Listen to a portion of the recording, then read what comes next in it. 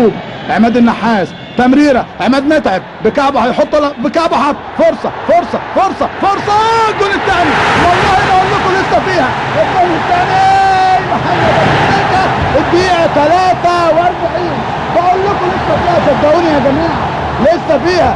اتعملت مره، دخل جوه المنطقه، حط ابو تريكه، حطها في الجول الفاضي عشان تبقى 2-2 قبل النهايه بدقيقتين.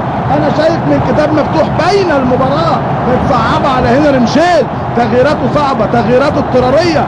نص الملعب بخروج تامر عبد الحميد ونزول احمد عبد الرؤوف بيلعب قلب دفاع، مش قضيته. ابو تريكه قاعد مستني، راحت له من عماد متعب، حطها ببطن رجله عشان يبقى الهدف الثاني للنادي الاهلي 2-2. لكن كاس جميل، مباراه جميله، حلوه حلوه حلوه الكوره، حلوه المباراه، حلو انها. بص حضراتكم، عماد متعب نجم الاهلي الاول حطها لمحمد شوقي، بس ابو تريكه ما ينفعش يقف هنا لوحده ابدا. فين الرقابه؟ مفيش رقابه، لان مفيش وسام العبدي اللي كان على طول في الشوط الاول ماسك ابو تريكه، عامل عليه مباراه حلوه قوي. بص حضراتكم، عماد